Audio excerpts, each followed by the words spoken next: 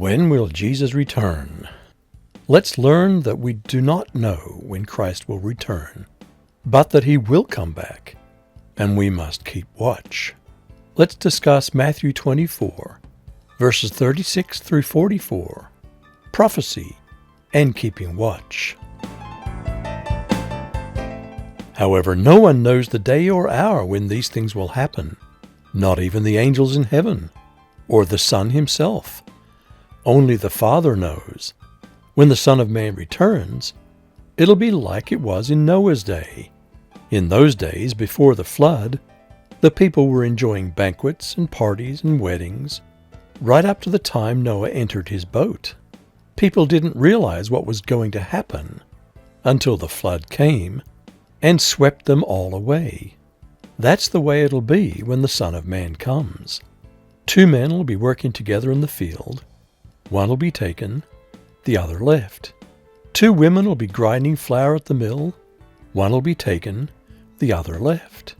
So you too must keep watch, for you don't know what day your Lord is coming. Understand this: if a homeowner knew exactly when a burglar was coming, he would keep watch and not permit his house to be broken into. You also must be ready all the time, for the Son of Man will come when least expected. If Jesus is God the Son and co-equal with the Father, how is it that he doesn't know the day or hour? Perhaps the Athanasian Creed can answer best, where it says that Christ is equal to the Father as touching his Godhead, and inferior to the Father as touching his manhood. It's Jesus the man speaking here. When is the end of the world? Jesus predicted 2 things: the fall of Jerusalem and that the gospel would be preached in the whole world. He also said that no one knows the day or hour of his return, a purposefully vague prophecy.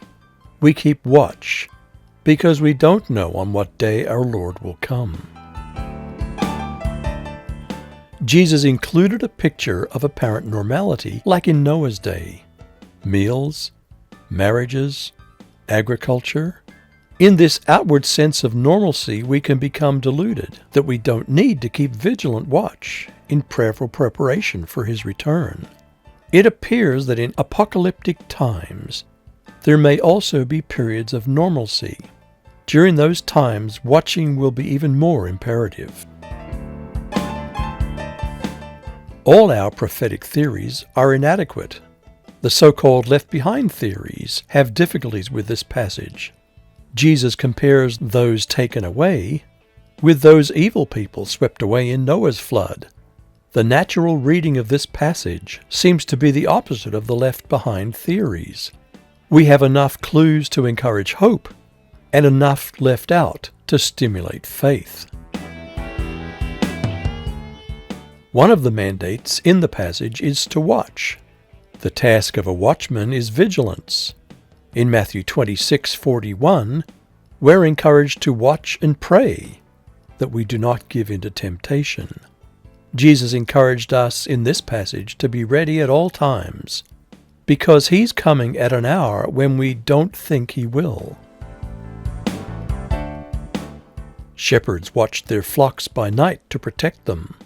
Jesus warns us to remain clothed, and he warns us to watch and pray that we don't fall into temptation. Unlike the 5 foolish virgins, a good watch is always at the ready, always on guard, lest the enemy tempt them. How is Jesus like a burglar, a thief in the night? In only one way: his coming is unexpected. The only way to deal with burglars is by being prepared and keeping watch.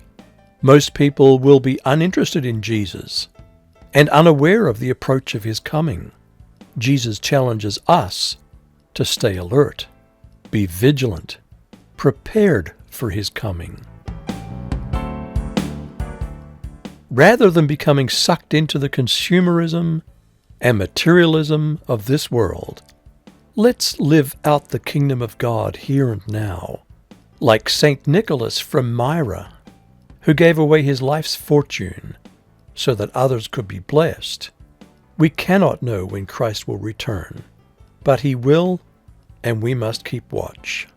We need to watch and pray so that when he comes, we'll be ready.